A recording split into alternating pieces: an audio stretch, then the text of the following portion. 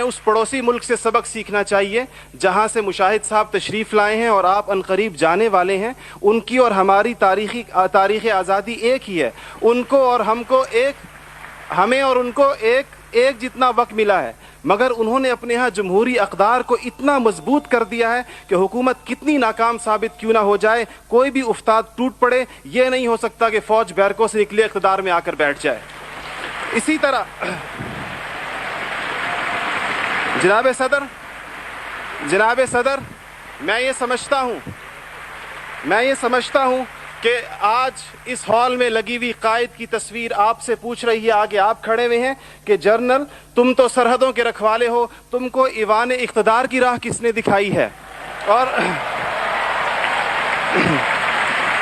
جناب والی، جناب اعلیٰ، ہمارا تیسرا سب سے بڑا مسئلہ ایلیٹ کلاس اکانومی ہے.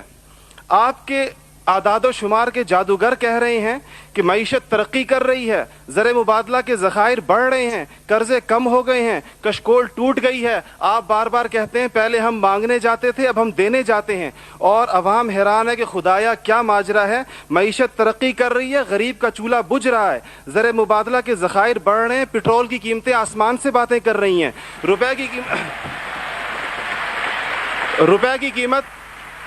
کی قیمت ڈی ویلیو ہوتے ہوتے کہاں آ کھڑی ہوئی ہے.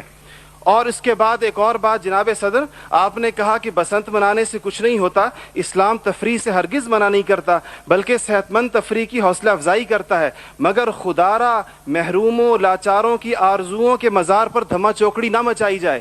دیکھیں اسلام یہ کہتا ہے اگر ایک گھر کے اندر ایک عجیب تاثر ہے، ٹھیک ہے لوگ انفرادی طور پہ پتنگ اڑائیں، کوئی اس کو حرام نہیں کہتا، مگر جب ایک غریب دیکھتا ہے کہ میرے پیٹ میں روٹی نہیں، میرا صدر پتنگ بازی کر رہا ہے، تو وہ یوں سمجھتا ہے کہ ہمارے درمیان کوئی گیپ ہے.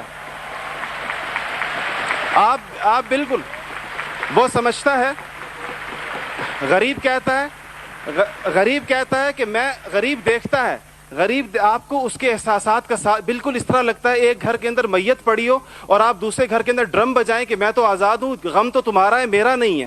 تو اس کو کوئی بھی اس کی اجازت نہیں دے گا، کوئی بھی مذہب کہے گا کہ نہیں، اس کا احساس کیجئے، اس کے اشک شوئی کریں، اس کو سینے سے لگائیے.